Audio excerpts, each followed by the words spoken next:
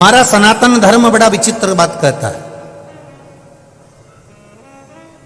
ना अंधे को देखकर कभी हंसना है, ना लूले को देखकर कभी हंसना है, ना अपंग को, ना कोई का हाथ पांव, किसी के नेत्र, कुछ भी तकलीफ में हमें कभी नहीं हंसना।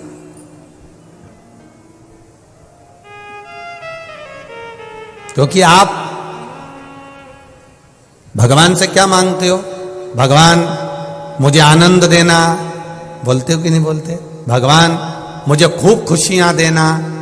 तो भगवान मन में सोचता है, जब तुझे अंधे को देखकर इतनी खुशी हो रही है, लूलों को देखकर इतनी खुशी हो रही है, लंगड़े को देखकर इतनी खुशी हो रही है, तो भगवान भी सोचता है ये गिफ्ट क्यों ना मैं तुझे भी दे दूं, तू पूरी जिंदगी खुश रह ले। ना तो हमें किसी अंधे को देखकर हंसना है, ना किसी विकलांग को देखकर, ना किसी कमजोर को देखकर, ना कोई शरीर से बहुत मोटा है, बहुत तगड़ा है, हमें उसको देखकर भी नहीं हंसना। कोई बहुत दुबरा है, उसको देखकर भी हमें नहीं हंसना।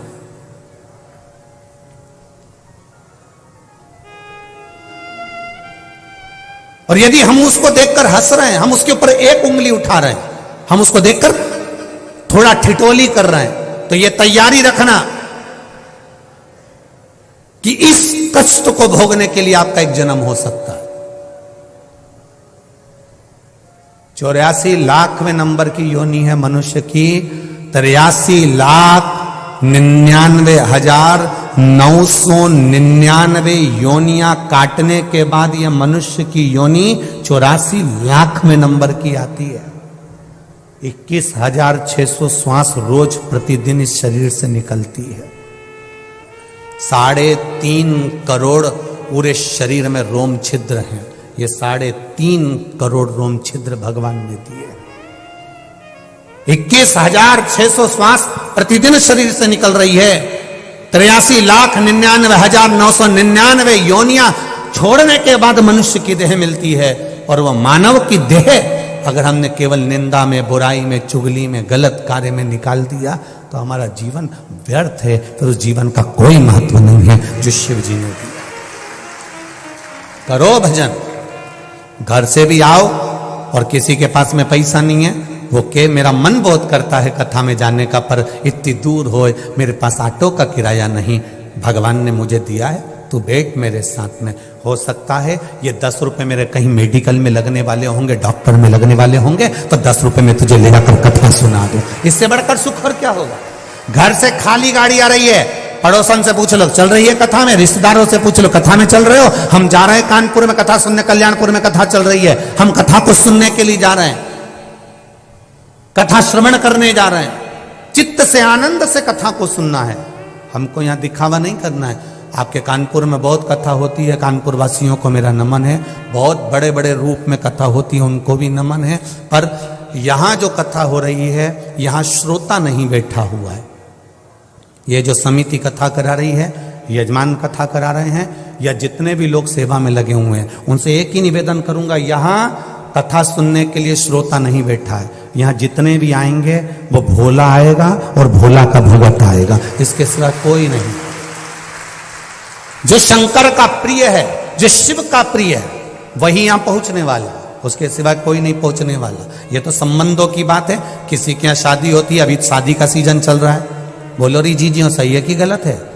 खूब शादी का सीजन चल रहा है, किसी की बहन के यहाँ शादी, किसी के काका जी के शादी, किसी के मामा जी के शादी, किसी की बुआ जी के यहाँ शादी, तो जिसके रिश्तेदार के यहाँ शादी है तो रिश्तेदार को जाना पड़ेगा। जिसके जैसे संबंध होते हैं वो शादी में वैसा ही पहुंचता है। अब उनका संबंध वहां शादी में था तो वो शादी में चले गए, आपका संबंध महादेव से था इसलिए यहां आ गए। ये तो संबंधों की बात है, ये तो आपका संबंध कैसा है ये मालूम पड़ता है कि संबंध कहां नहीं बुरा है, कहां पहुंचे हो आप। भोला की आंख नहीं है, भोला आंखों से अंधा है, पर माता पिता ने विचार करा कि मेरा बेटा आंखों से विहीन है, इसके जीवन में हमें कुछ अच्छा कर देना चाहिए, इसके जीवन में हमें कुछ अच्छा करना है।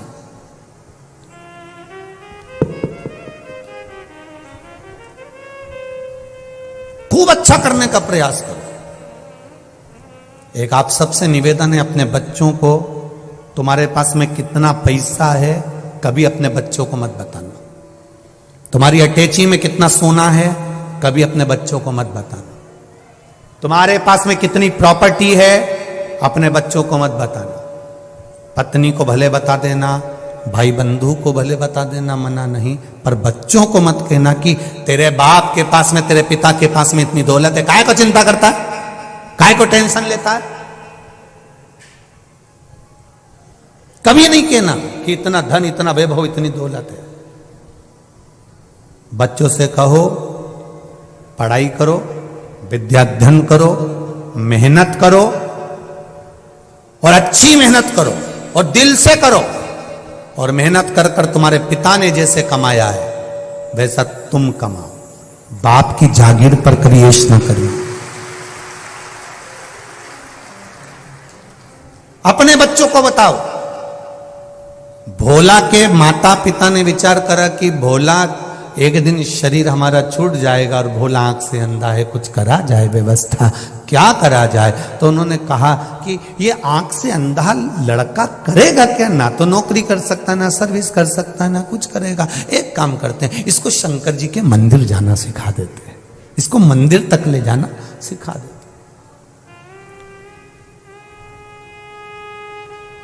बस इतना बहुत है।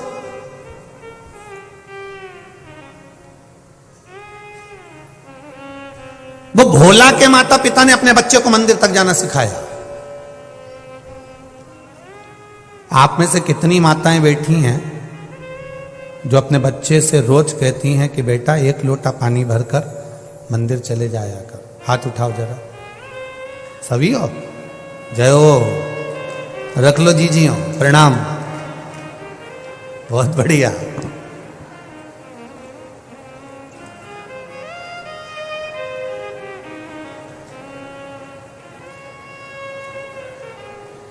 प्रणाम आपको, नमन।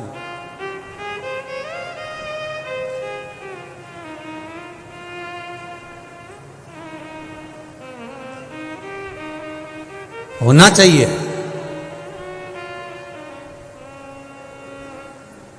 हम पहले भी कथा में कही और आज फिर कह रहे हैं, संसार में होने वाले क्राइम को, संसार में होने वाले जितने भी बुरे काम हैं, क्राइम है, इसको शासन कभी नहीं रोक सकता। इसको शासन कभी जिंदगी में नहीं रोक सकता। क्राइम को अगर रोक सकते हो तो आपके घर के संस्कार रोक सकते हैं। आप रोक सकते हो इसको। आप अपने बच्चों को अच्छा संस्कार दीजिए, क्राइम होना बंद हो जाएगा। प्रशासन कितना रोकेगा, सरकार कितना रोकेगी। आप अपने बच्चों को अच्छा संस्कार दो। बेटा कभी गलत कर्म मत करना, भगवान पर भरोसा रखना, कभी गलत काम की ओर अग्रणी मत होना। मेरा भोलेनाथ बैठा है, उसने मेरे दुख में साथ दिया है, तो विश्वास रखती हूं कि तेरी जिंदगी में कदम से कदम मिलाकर मेरा शंकर चलेगा। टेंशन मत लेना। अपने बच्चों में भगवान के प्रति, शिव के प्रति, उसके भीतर इतना बल प्रदान कर दो, इतना बल दे दो कि बच्चा कभी गलत करने की सोचे ही नहीं।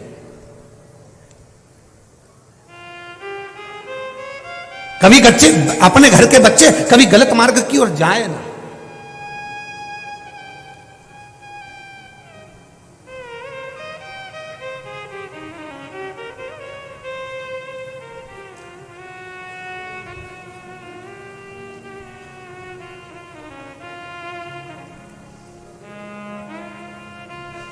गलत मार्ग की ओर वो बच्चे प्रशस्त ना हो, आगे ना बढ़े। हम कई बार कथाओं में कहते हैं, आपका संस्कार, आपके घर की परवरिश, आपके घर का भजन, आपके घर की भक्ति, ये गलत कार्य को रोक सकती है।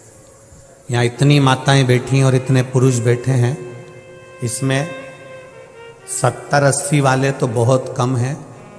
ज्यादातर जितनी भी माताएं और पुरुष वर्ग बैठे हुए हैं, सब युवान बहुएं, बेटे, भाई बैठे हुए हैं, माताएं बैठी।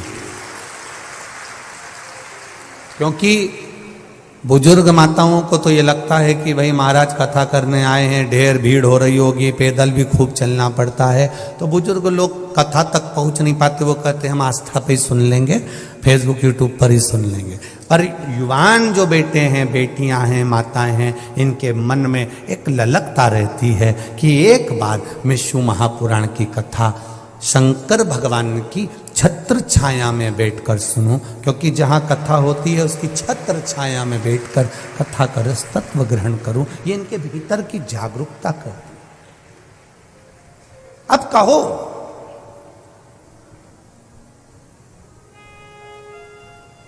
आपका बल, आप अपने जो बच्चों को बल दे रहे हो, काशी में रहने वाला भोला, उसकी माता पिता ने बल दे दिया कि अगर हम मर भी गए, हमारे प्राण चले गए, तो बेटा कम से कम शंकर के मंदिर जा रहा है, शंकर का गुणगान कर रहा है, शिव का भजन कर रहा है, शिव मंदिर में बैठेगा, भगवान का भजन गाएगा, तो जितने लोग मंदिर में आएंगे कम से कम वो तो सहयोग करेंगे।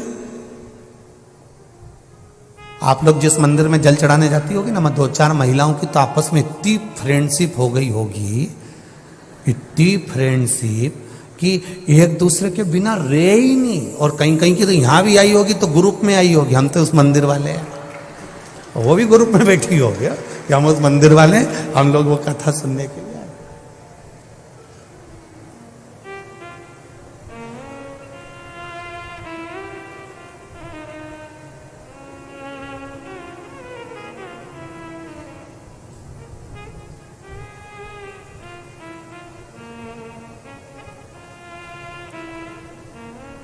अब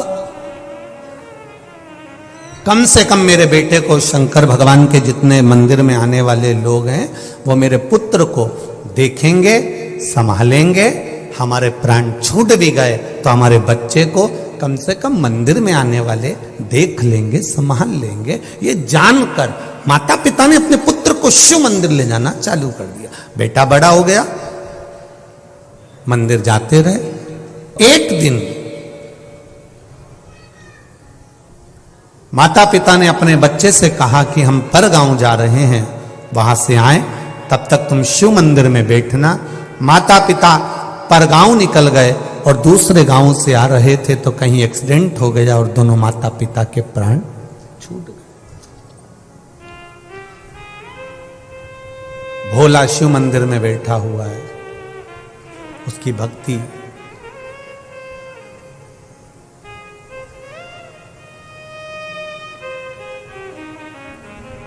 ना घर के भरोसे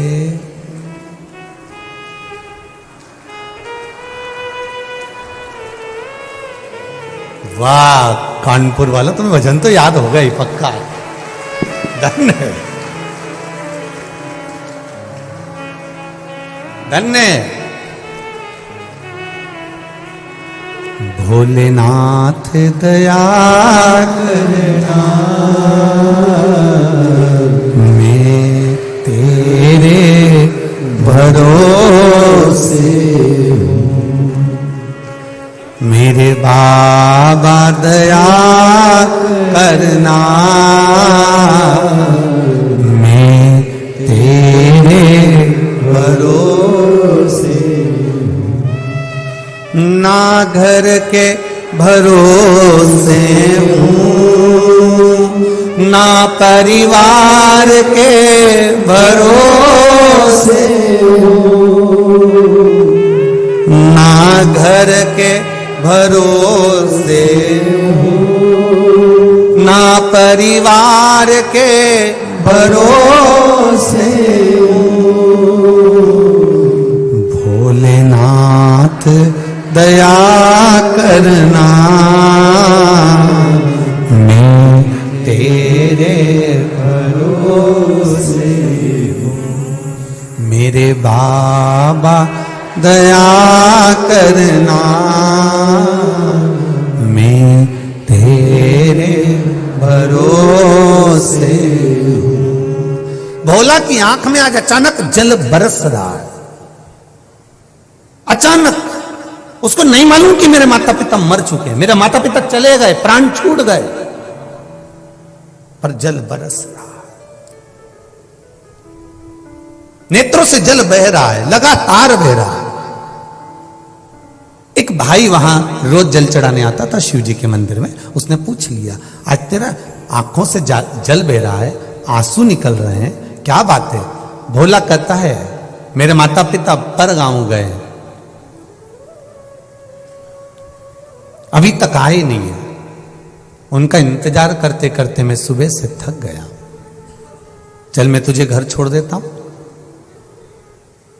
जो रोज शिव जी के मंदिर में जल चढ़ाने आता था, उसने भोला का हाथ पकड़ लिया। जिसका कोई नहीं होता उसका भोलेनाथ होता है। कोई नहीं। ब्रह्मा जी तुमको उतना ही देंगे जितना भगवान विष्णु ने कहा होगा। भगवान विष्णु उतना ही देंगे जितना तुम्हारी किस्मत में, जम के बोलो जरा, लिखा होगा। पर भोलेनाथ उतना देंगे कितना, ना तो वो ब्रह्मा जी का लिखा हुआ देखते हैं, ना वो विष्णु जी का लिखा हुआ देखते हैं, ना वो भाग्य का लिखा हुआ देखते हैं। वो तो केवल इतना देखते हैं कि मेरे दरवाजे पर आया है और मुझे देना है, बस खत्म। उसे कोई मतलब नहीं, उसे कोई मतलब नहीं। आया वो भस्मासुर आकर खड़ा हो गया। और भस्मासुर कौन था ये भस्मासुर? कितना कितना भगवान शंकर का भक्त। वो भस्मासुर था कौन? शिव जी का भक्त। इतनी पूजन करता था शंकर जी की, इतनी पूजन करता, शंकर जी प्रसन्न हो गए। शंकर जी ने कहा, मांग तुझे क्या चाहिए? बस आपकी सेवा करना चाहता हूं। शंकर जी ने कहा, ठीक है, कर ले सेवा, मेरे को काम बता। कई कई बहुएं ऐसी होती हैं, नई नई आती हैं, एकदम तो कहती, मम्मी मैं क्या काम करूं? और इतने दिन में मम्मी कह दे, बेटी जा लिट्टी चोखा बना ले, या मम्मी कह दे, बेटा जा वो चिलड़ा बना ले। चीला आटे में शक्कर गुड़ घोल के तवे के ऊपर, क्या बोलते हो, चीड़ा ना, हाँ तो वो चीला बना ले। अब वो बहू को पहली बार माने कहा, जा अब तू पूछ रही कि क्या करूं क्या करूं क्या करूं, तो चीला बना ले। अब नई बहू और चीला बना के बता दे, गारंटी है, आप भी बना कर देखना, हमने तो कई बार प्रैक्टिकल करा है, बनता ही नहीं। पहला चीला तो बिगड़ता ही है। उसको कितना ही घी डाल दो और उसके बाद वो घोल डाल के फैला दो, फैलाने के बाद उसको जो खोचा होता है ना, उससे उसको बनाओ तो ढेला हो जाए, ढेला। और फिर वो किसी काम का नहीं होता। तो नई नवेली बहू पूछती है, माँ क्या बनाओ? और माँ बोल दे, चीला बना ले। और इतने में बनाया, वो तो ऐसा बन गया। उसने सोचा करूं क्या, तो उसने चूल्हे में ही डाल दिया। सास को खुशबू आई, क्या जल रहा है?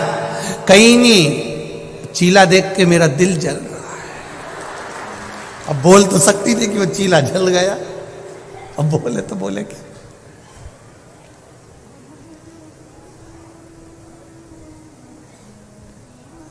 भस्मासुर शिव जी से पूछते हैं, आप बताओ मेरे लिए आज्ञा क्या है? शंकर भगवान ने कहा, क्या आज्ञा करूं तेरे को? नहीं, मेरे को कोई काम बताना पड़ेगा। नंदी को भी आपने काम दिया, भृंगी को भी काम दिया, श्रृंगी को भी काम दिया, सबको काम दिया, मुझको काम बताओ।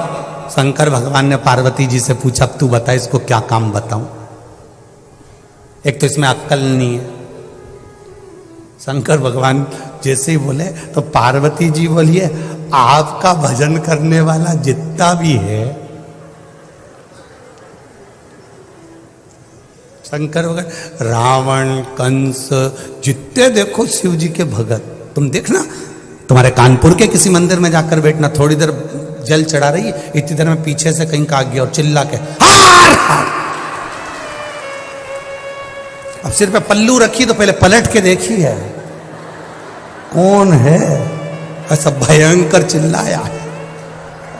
तो अब इसको थोड़ी बहुत अकल होती तो कोई पूजन कर रहा बेचारा घबरा जाएगा, डर जाएगा, तो चिल्ला चढ़ाया। अब भस्मासुर बोले, मुझे सेवा बताओ। शंकर जी ने पार्वती से पूछा, अब तुम बताओ क्या सेवा दूं? पार्वती जी बोली, बहुत सारी सेवाएं, तुम्हारी सेवा में कमी है क्या? इसको कह दो कि मुझे रोज शमशान की राख चाहिए शरीर पे लगाने के लिए। लाए। शिव जी ने कहा, सुन भस्मासुर, मेरे शरीर पे लगाने के लिए रोज मुझे ताजी शमशान की राख चाहिए, जा लेकर आ। भस्मासुर ने कहा, मेरे को कोई काम मिल गया, इससे बढ़कर कुछ भी नहीं चाहिए। अब आपने काम बता दिया, अब मैं करूंगा। और भस्मासुर रोज जाता, शमशान की राख लेकर आता। उसकी पत्नी पूछती, कहां जा रहे हो? शमशान की राख लेने जा रहा हूं। शिव जी की सेवा के लिए रोज जाता, रोज राख लाता। एक बार राख लेने गया तो राख ही नहीं मिली, सब दूर शमशान शमशान घूमता फिरा। कानपुर भी आया था, नहीं मिला, अभी नहीं मिला, सब दूर घूमा और राख ही नहीं मिली। शिव जी ने कहा, तू मेरे लिए शमशान की राख नहीं लाया? भोलेनाथ, मेरे सब दूर ढूंढी, नहीं मिल रही, अब क्या करूं? इतने में इसने अपनी पत्नी से पूछा, मेरे भोलेनाथ जी के लिए शमशान की राख नहीं मिल रही है, मुर्दे ही नहीं आ रहे हैं, अब क्या करूं? अब तो मुझे मेरा शरीर जलाना पड़ेगा और अपनी राख शिव जी को देना पड़ेगी।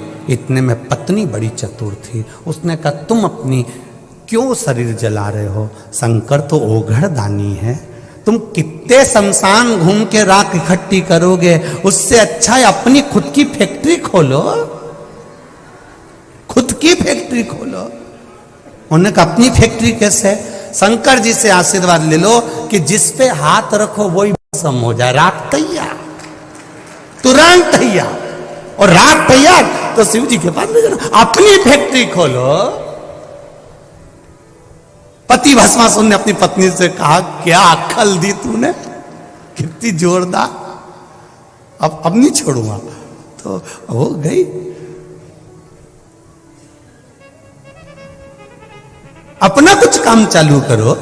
अब वो कहकर भस्मासुर गया। भोलेनाथ, शिव जी ने पूछा, क्या हुआ? मुझे वर चाहिए। शंकर जी ने कहा, क्या वर चाहिए?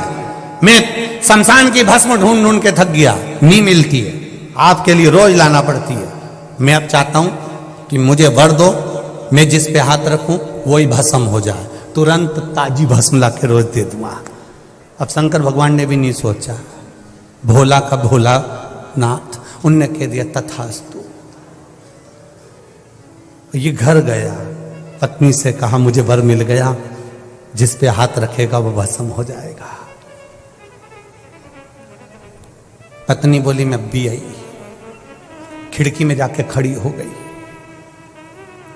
पत्नी ने कहा, तुम मेरे पास में आए हो, आने से पहले तुम्हें एक बार प्रैक्टिकल तो कर लेना था। क्या? शंकर भगवान ने वर दिया है, कोई भरोसा नहीं है। शिव जी ने वर दिया है, कोई भरोसा नहीं है। एक बार शंकर जी के पास जाओ और उनसे कहो कि मुझे यही प्रैक्टिकल करना है। क्या प्रैक्टिकल करना है? शिव जी पे हाथ रख कर देख लो।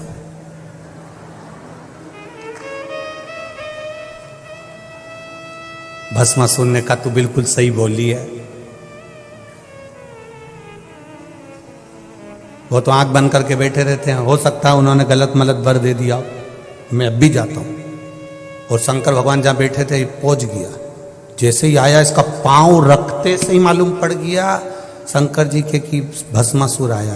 कोई कोई बहू जब सास के कमरे में आती है या कमरे से निकलकर सामने से जाती है तो सास समझ जाती है कि बड़ी है कि मंजली है कि संजली है। उतने में समझ जाती उसके पांव की धमक से। कहीं कहीं की तो ऐसी चले कि दो चार सामान गिराती गिराती जाए, और कहीं की ऐसी चले कि बच्चा उनका चिमटा चिमटी खोलती जाए। और कहीं कहीं की ऐसी चले कि पीती खाती चले। तो ये तो सास को तो मालूम है कि ये कौन सी जा रही है, उसको अंदाजा। अब भस्मासुर आया, शिव जी की आंख खुल गई। भस्मासुर से पूछा, तू क्यों आया वापिस? प्रभु, मैं आपके ऊपर हाथ रख के देखना चाहता हूं कि मेरे को तुमने जो आशीर्वाद दिया वो सही है कि गलत है। शंकर भगवान थोड़ा पीछे हटे। दादा रुक,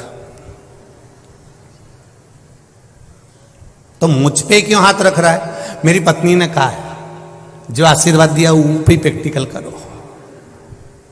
शंकर भगवान भागे पीछे, आगे आगे शिव जी, पीछे पीछे भस्मासुर।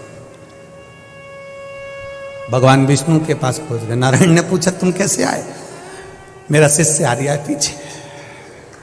वो काय को आ रहा है? उसको मैंने आशीर्वाद दे दिया, जिस पे हाथ धरेगा वही भस्म। उसकी खुद की फैक्ट्री खुलवा दी मैंने भस्म के लिए। भगवान विष्णु पहुंचे, हो गया कल्याण।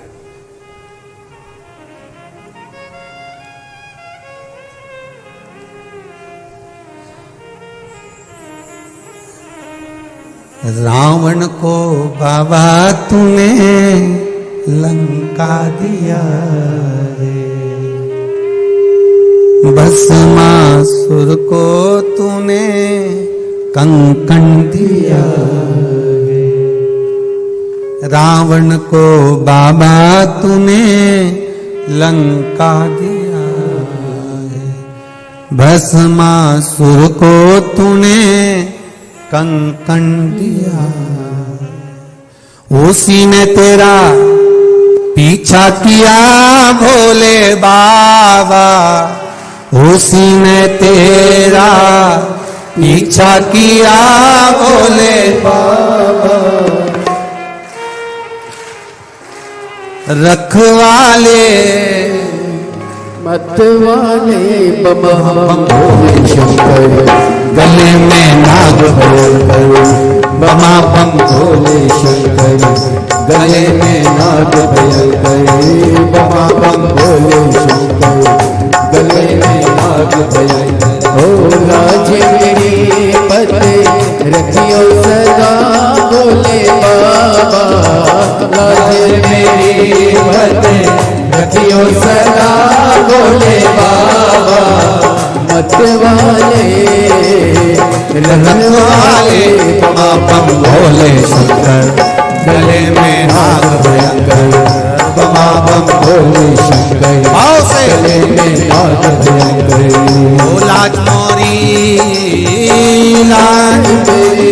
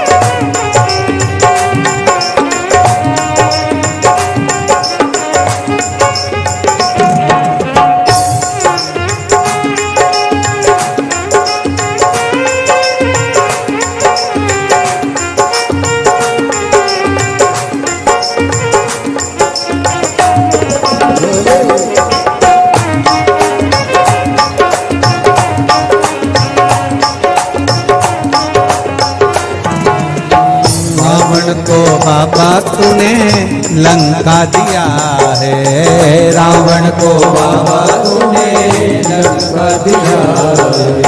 रावण को बाबा तूने लंका दिया है, रावण को बाबा तूने लंका दिया है। ओ भस्मासुर को तूने कंकण दिया है, भस्मासुर को तूने कंकण दिया है। भस्मासुर को तूने कंकण दिया है, भस्मासुर को तूने कंकण दिया है। उसी ने तेरा पीछा किया ओ भोले बाबा, उसी ने तेरा पीछा किया भोले बाबा, उसी ने तेरा पीछा किया भोले बाबा, उसी ने तेरा पीछा किया भोले बाबा।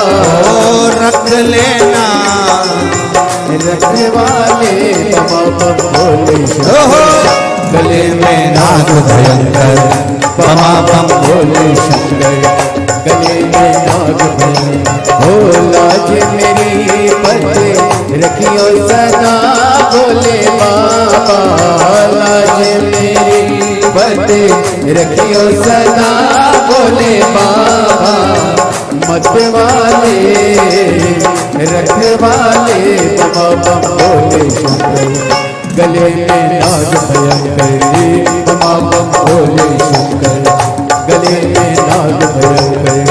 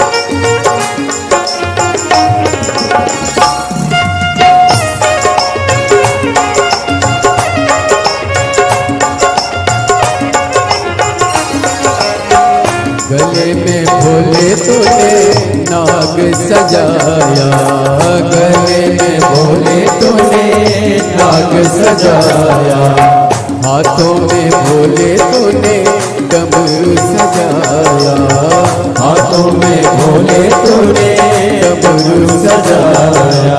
ओ गले में भोले तूने नाग सजाया, गले में भोले तूने नाग सजाया। ओ हाथों में भोले तूने डमरू सजाया, हाथों में भोले तूने डमरू सजाया। कष्ट मिटाए भक्तों के तुमने भोले बाबा, कष्ट मिटाए भक्तों के भोले बाबा। रखवाले मतवाले बमा बम भोले शंकर, गले में नाग भयंकर बमा बम भोले शंकर, गले में नाग भयंकर बमा बम भोले शंकर, गले में नाग भयंकर बमा बम भोले शंकर, गले में नाग भयंकर। हो लाज मेरी पत रखियो भला भोले बाबा, ओ लाज मेरी पत रखियो सदा भोले बाबा। रखवाले मतवाले बमा बम भोले शंकर, गले में नाग भयंकर बमा बम भोले शंकर, गले में नाग भयंकर। ओ बमा बम भोले शंकर, गले में नाग भयंकर बमा बम भोले शंकर, गले में नाग भयंकर।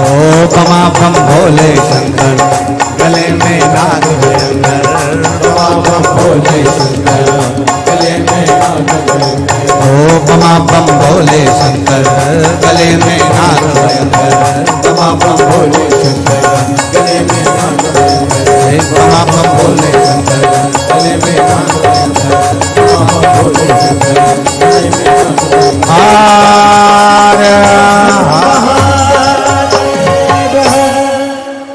अपने दिल की बात बाबा देवाधिदेव महादेव से अपनी जगह पर बैठकर भगवान शिव से मन से भाव से आनंद से शिव महापुराण के मूल मंत्र श्री शिवाय नमस्तुभ्यम कहकर बाबा से अपने हृदय की बात अवश्य करें। हम पहले भी कथा में कहें, आज फिर करें, जब भी श्री शिवाय नमस्तुभ्यम बोलने का मौका मिले तब बोलने के बाद अपने हृदय की बात शिव बाबा से अवश्य कहें, भगवान से प्रार्थना करें, हमें भक्ति दे, आनंद दे। श्री शिवाय नमस्तुभ्यम, श्री शिवाय नमस्तुभ्यम, श्री शिवाय नमस्तुभ्यम, श्री शिवाय नमस्तुभ्यम, श्री शिवाय नमस्तुभ्यम। भोला सब दुख काटो मारा, ओ भोला सब दुख काटो मारा। शिव शंकर जपूं तेरी माला, भोले बाबा जपूं तेरी माला, भोला सब दुख काटो मारा, ओ भोला सब दुख काटो। भगवान शिव की कथा कर रही है। भोला के माता पिता चले गए, माता पिता गए, बड़ा दुखी हुआ, उसे ज्ञात नहीं है कि कोई चला गया। घर मंदिर आने वाला व्यक्ति हाथ पकड़कर ले जाकर जब घर पर छोड़ा तब मालूम पड़ा कि भोला के माता पिता चले गए। ये आंख से विहीन है, नेत्र विहीन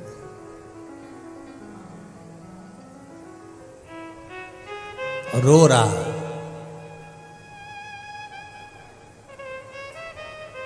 आंखों से आंसू बह रहे। किसको कहे? अब माता और पिता दोनों ही चले गए, अकेला भोला है घर में जिसके नेत्र नहीं है। फिर निवेदन है, जिसका कोई नहीं उसका तो भोला है। जिसका कोई नहीं होता उसका भोला शिव। ये पत्र में आया, देखिए एक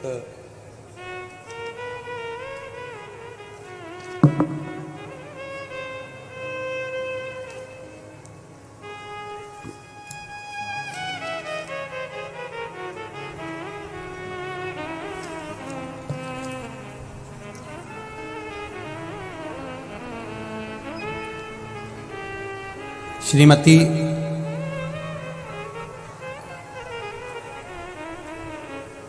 अंजू जी सचान, प्रेम नारायण जी सचान, अंबेडकर इंस्टीट्यूट कैंपस अवधपुरी कानपुर नगर से आई हूं। कहीं बैठे हो तो हाथ हिलाइएगा, कहीं बैठी हो तो हाथ अवश्य हिलाइए। इधर है क्या? श्री शिवाय नमस्तुभ्यम, दोनों हाथ हिला दो एक बार। श्री शिवाय नमस्तुभ्यम। गुरुजी, मेरे चाचा जी को कैंसर मुंह में हो गया है, इनका इलाज बॉम्बे में हो रहा है। एक ऑपरेशन हो चुका है, दूसरा होने वाला था। कि आपकी कथा 1 वर्ष से टीवी पर सुनता हूं। मैंने अपने चाची को बताया कि अगर आप 1 लोटा जल शिव जी को चढ़ा कर चाचा को चढ़ा हुआ जल पिलाएं तो लाभ होगा। बाबा की कृपा से 3 महीने में आप वापिस कानपुर इलाज कराकर आ जाओगे। बाबा से ऐसी प्रार्थना करी और मेरे बात को उन्होंने सुना और बाबा की कृपा से उन्होंने शिव जी को जल चढ़ाकर वो पिलाना चालू करा। जब मेरे चाचा जी वापिस हॉस्पिटल वहीं पर थे और जांच करवाना प्रारंभ करा, तो डॉक्टर बोले अब इनके दूसरे ऑपरेशन की जरूरत नहीं है, इनको आराम लगना प्रारंभ हो गया। अब ठीक है, थोड़ा आराम है, बस बाबा की कृपा हो। श्री शिवाय नमस्तुभ्यम। बैठिए। हर हर महादेव। शिव कृपा। ये एक पत्र बड़ा सुंदर आया है, इसमें तो खैर मेडिकल की रिपोर्टें हैं।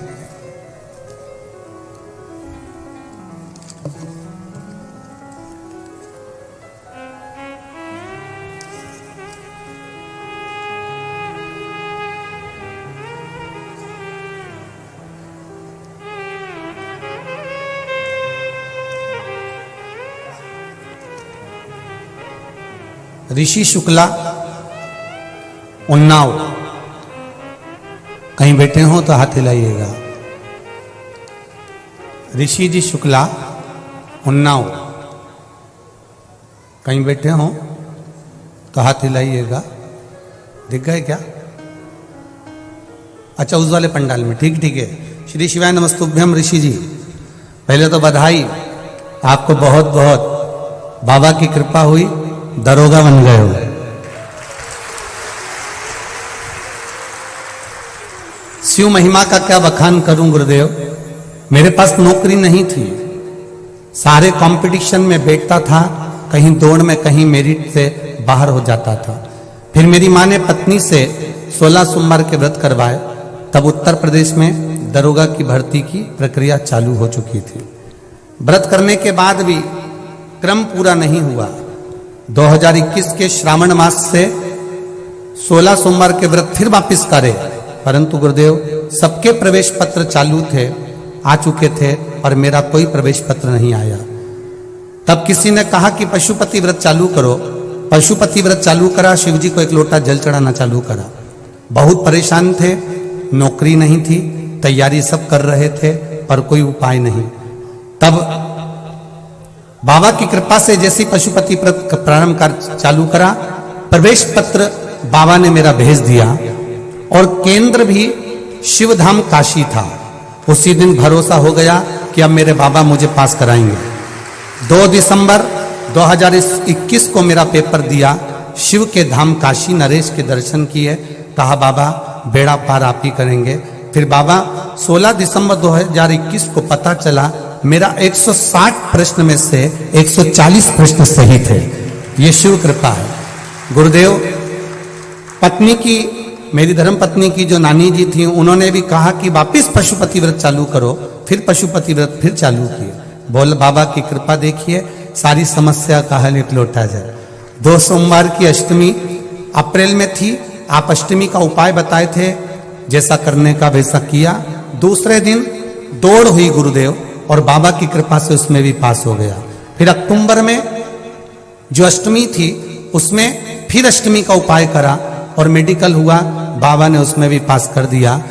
गुरुदेव, मैं रोज शिव जी को जल चढ़ाता हूँ। बाबा ने मुझे चपरासी की परीक्षा में हर समय एग्जाम दिया तो फेल कर दिया, पर मेरे बाबा ने एक धतूरे के बल पर मुझे दरोगा बना दिया। ये शिव कृपा है।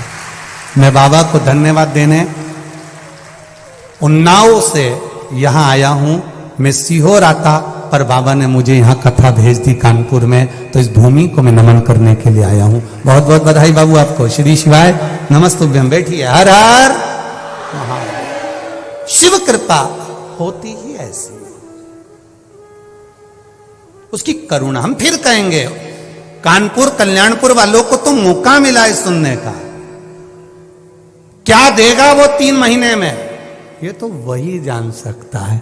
हम वर्णन नहीं कर सकते। इतना जरूर जानते हैं, आप दिल से कथा सुनो। जहां बैठे हो, चाहे टीवी के सामने, चाहे मोबाइल पर, जहां बैठकर कथा सुन रहे हो, चाहे इस पंडाल में बैठकर कथा सुनो, दिल से सुन लो। यहां दिखावे का काम नहीं है। हम लोग भी शिव महापुराण की कथा के माध्यम से आपको केवल इतना कहना चाहेंगे, दिखावे से कभी शिव प्रसन्न नहीं होता। सरल बनकर, सहज बनकर हृदय से शंकर की भक्ति को धारण करो। जितना सरल बनकर करोगे, झूठ कपट और प्रपंच से कभी शिव प्रसन्न नहीं हुआ। कभी प्रसन्न नहीं हुआ। सारी समस्या का हल एक लोटा जल है, पर छल से चढ़ाया गया जल भी शिव को स्वीकार नहीं है। आप छल से मत चढ़ाओ। 3 घंटे की कथा में से आधा घंटा तो हमारा आशीष भैया ले लेता है, बचते हैं 2.5 घंटे। चुप रहकर, मौन रहकर जितना आनंद ले सकते हो, हम तो 7 दिन लुटाने के लिए आए हैं, जितना आपके भीतर आप ले सकते हो और जो बाबा से कह सकते हो। कुबेर भंडारी की ये कथा है, दिल से कहो, दिल से सुनो। वो दिल से कहोगे और दिल से सुनेगा तो दिल से दिए बिगर रहेगा नहीं, निश्चित। दिल से सुनो। ना अपने को कुर्सी देखना है, ना सोफा देखना है, जहां जगह मिलती जाए वहां बैठते जाओ, कथा सुनते, जो मौका मिले, जैसा मौका।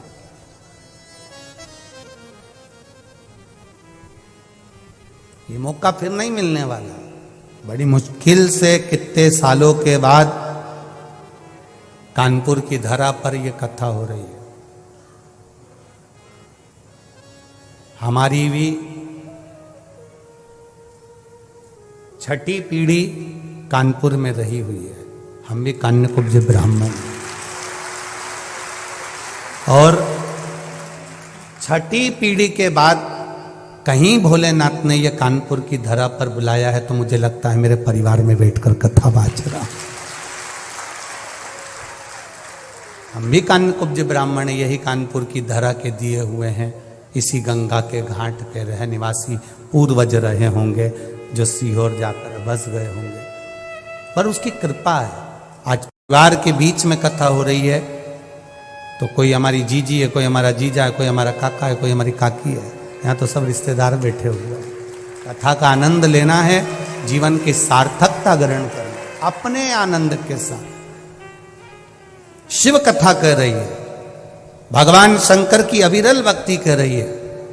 भोला रो रहा है, आंखों से आंसू बह रहा है, कौन संभालेगा?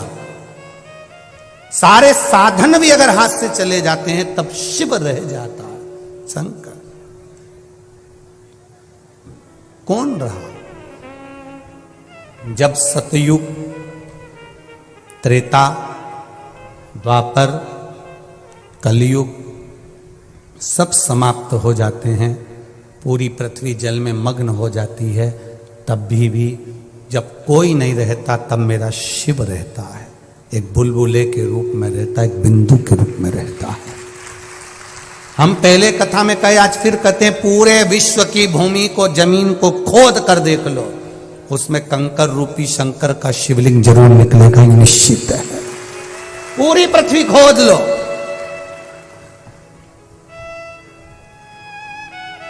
सारी मूर्तियों के निर्माण बाद में हुए हैं, पर शंकर भगवान तो प्रथम में है। ना जाने कितने सतयुग, ना जाने कितने त्रेता, कितने द्वापर, कितने कलयुग निकल गए, तो भी मेरा शिव है और मेरा ओघड़दानी रहेगा। वो निश्चित है और रहना है उसको। अकाल मृत्यु वो मरे जो काम करे चंडाल का, काल उसका क्या बिगाड़े जो भक्त हो महाकाल। जो शिव का उपासक होता है उसका बाल बांका नहीं हो सकता, शंकर की आराधना करने वाले का बाल बांका नहीं हो सकता। ये निश्चित है कि जन्म मरण परण 3 शिव के हाथ में है। मृत्यु जहां लिखी हुई है वहां तो हम पहुंचेंगे। तुम कहो कि सियोर वाला महाराज किसी की मौत को रोक दे, किसी की मृत्यु को रोक दे, तो मुश्किल है।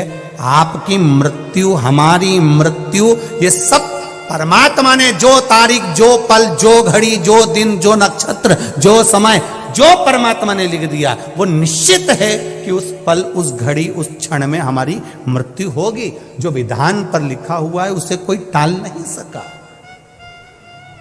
पर आपका भजन का जब बल बढ़ जाता है, सत्संग का जब बल बढ़ जाता है, आप शंकर का गुणगान जब करने लगते हो, तो जीवन में अगर थोड़ा बहुत दुख भी आता है तो उसको भोलेनाथ, आप शिवजी पे जल चढ़ाते हो तो जैसे चंदन शंकर पर पेले का लगा हुआ होता है तो धुल जाता है, उसी तरह शिवजी पे जैसे जैसे जल चढ़ाते हो हमारे भी पाप धीरे धीरे धुलना प्रारंभ हो जाते हैं। ये निश्चित है। शंकर भगवान पर समर्पित किया गया एक लोटा जल हमारे पूर्व के ना जाने कितने कितने पाप कर्म को धो देता, ना जाने कितने पाप कर्मों को।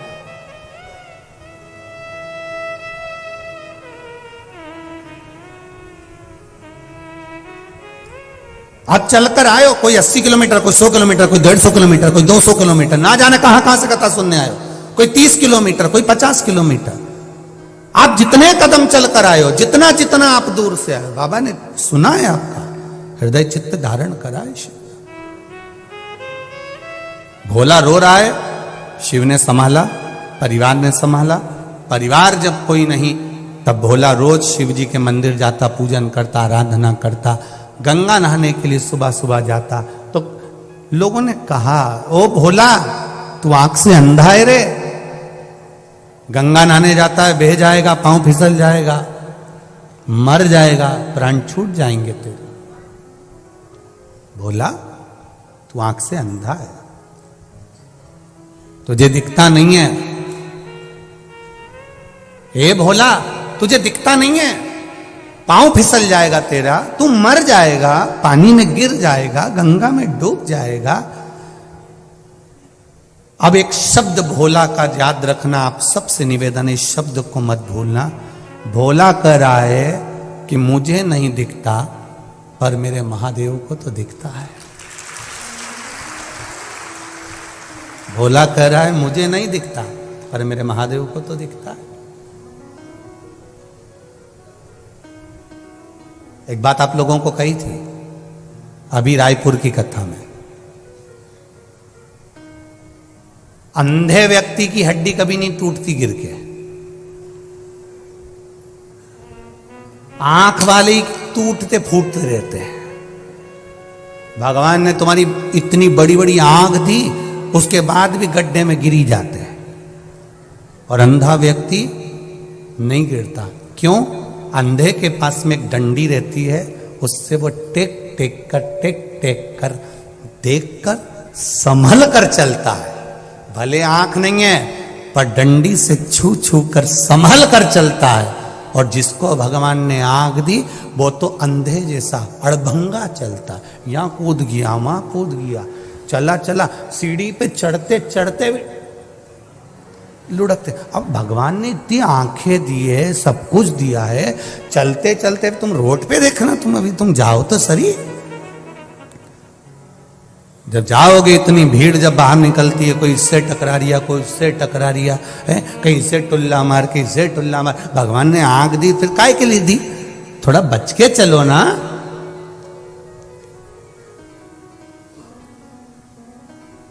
रोज हम निवेदन करते हैं, गले में सोने की चेन होगी, रकम होगी, जेब में पैसा होगा, तो चोर की नजर जरूर होगी। सुंदरता होगी तो लुच्चों की नजर जरूर होगी, और अगर शंकर की भक्ति होगी तो महादेव की नजर जरूर। सुंदरता है तो लुच्चों की नजर होगी, धन होगा तो चोर की नजर होगी, और शिव भीतर समाया है, भक्ति भीतर है, तो महादेव की नजर जरूर होगी। निश्चित है। तुम कहां बैठे हो वो शंकर को मालूम है। भोला कह रहा है मेरी आंख नहीं तो क्या हुआ, महादेव तो देख रहा है। मैं नहीं देख सकता तो क्या हुआ, मेरा महादेव तो देख रहा है। आप किसी के साथ बुरा करेंगे, कोई नहीं देख रहा, पर महादेव तो देख रहा है। आप अच्छा करेंगे, कोई आपका यश गुण नहीं गा रहा, सब दूसरे का नाम ले रहा। मेरा तो कोई बोल ही नहीं रहा, मैंने तो इतना खर्चा करा, मैंने तो ऐसा करा, मैं तो जजमान बना, मेरा तो नाम ही नहीं आया, मेरा तो ये नहीं आया। तो अपने को टेंशन नहीं लेना, तुम तो बस तुमने कर दिया, आगे उसने देख लिया। हमें अपना गुणगान नहीं चाहिए, वो देख रहा है। भोला ने कहा मेरा महादेव देख रहा है। रोज गंगा नहाने जाता, गंगा जी में नहाकर वापिस आता, शिव मंदिर जाता, शंकर जी के मंदिर में बैठा था। आज किसी ने कह दिया अपनी काशी में शंकर भगवान का एक बड़ा अनुष्ठान होने वाला है, भगवान शिव की सत्संग होने वाला है, प्रवचन होने वाला है, कोई कथा होने वाली है। उनने सुना और भोला ने मन में विचार कर लिया मैं भी जाऊंगा उस प्रवचन में। रात का समय था, किसी ने कहा इतनी रात को जाएगा, तो भोला बोला हमारी आंख ही नहीं, तो हमें दिन और रात से मतलब ही क्या। सत्संग करने वाला, भजन करने वाला, कीर्तन करने वाला रात और दिन नहीं देखता। हमसे लोग कहते, बताओ गुरुजी, श्री शिवाय नमस्तुभ्यम कब नहीं जपना चाहिए? ऐसा कोई समय, जैसे माताएं कहती है हम रजस्वला धर्म में हो जाते हैं तो हम फिर व्रत रखें कि नहीं रखें। तो हमारे यहाँ तो यहाँ तक वर्णन किया गया कि रजस्वला धर्म में भी नारी है। मान लो कोई घर में मर भी गया है, किसी का जन्म भी हो गया है, तो भी शिव महापुराण की कथा कहती है नाम जपने में कोई बुराई नहीं है, भगवान का भजन करने में कोई बुराई नहीं। तो कहा गुरुजी, कई लोग तो कहते हैं कि ऐसे समय में भजन नहीं करना चाहिए, नाम नहीं जपना चाहिए। हमने कहा ऐसे समय में अगर निपट गए तो हर पल, हर घड़ी, हर क्षण, ऐसा कोई क्षण ही ना जाए, ऐसा कोई घड़ी ना जाए, ऐसा कोई पल ही ना जाए। जैसे पशुपति व्रत करते हो, तो पशुपति व्रत करते हो तो बीच में रजस्वला धर्म पड़ जाता है एक आध सोमवार को। अगर रजस्वला धर्म पड़ गया तो माताएं क्या करेगी? क्या व्रत तोड़ देगी? नहीं, पूजन नहीं करेगी, पूजन नहीं करेगी, पर नियम वही रहेगा, एक समय फलाहार करना है और शाम के समय भोजन करना है। भले पूजन नहीं करेगी पर गिनती में नहीं आएगा वो, पर नियम तो वही चलना है ना, नियम का प्ररूप तो वही। हाँ, यदि एकादशी पड़ गई तो एकादशी का नियम लागू हो गया, फिर वो छोड़ दिया। प्रदोष पड़ गई, प्रदोष का नियम चालू हो गया, फिर वो छोड़ दिया। पर गिनती में चल रहे हैं और बीच में अगर रजस्वला धर्म आ गया है तो आप अपने ही नगर में, अपने ही गांव में कोई एकादशी, कोई प्रदोष नहीं है तो उसका स्मरण रहे, आप जपो शिव नाम।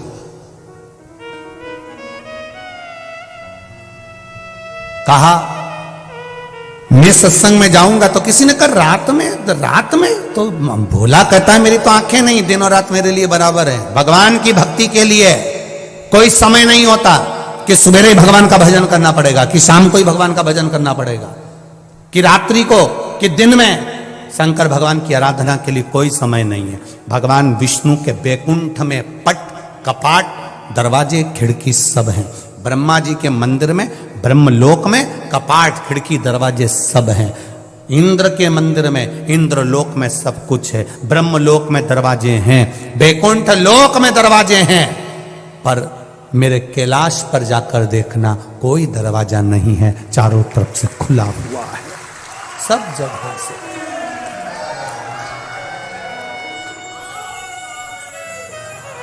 बैकुंठ में दरवाजा है, ये हमारे शास्त्र भी कहते हैं। शास्त्र को पढ़कर देखिए, बैकुंठ में दरवाजा मिलेगा, ब्रह्मलोक में दरवाजा मिलेगा, इंद्रलोक में दरवाजा मिलेगा, देवलोक में दरवाजा मिलेगा, पर दरवाजा नहीं मिलेगा तो भगवान शिव के द्वार पर, भगवान शंकर के द्वार पर। तुम तो गंगा जी के घाट पर रहते हो, गंगा के घाट पर जाकर देखना, कहीं कहीं शंकर जी का शिवलिंग रखा हुआ, वहां कोई दरवाजा ही नहीं है। ऐसे ही भोलेनाथ जी बैठे हैं आराम से घाट पे, लोटा भरो, डालो और जाओ।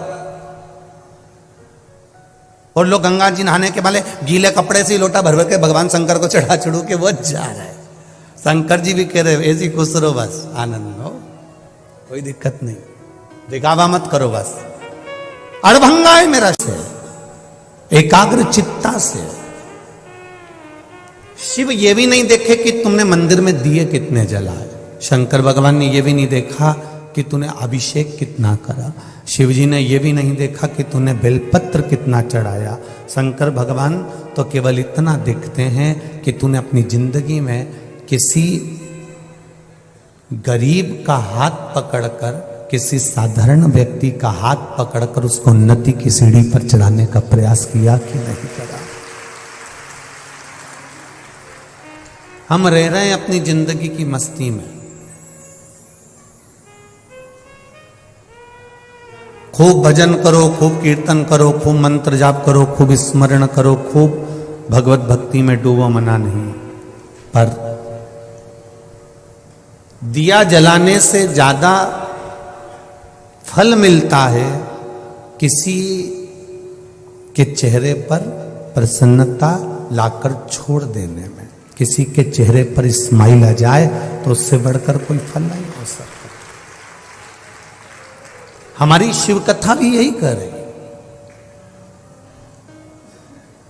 जब भागीरथ बाबा के पूर्वज तप कर कर कर हार गए, कोई साधन ही नहीं मिला, 60,000 राख के ढेर पड़े हुए हैं कपिल बाबा के आश्रम में, और उनका उद्धार कैसे हो?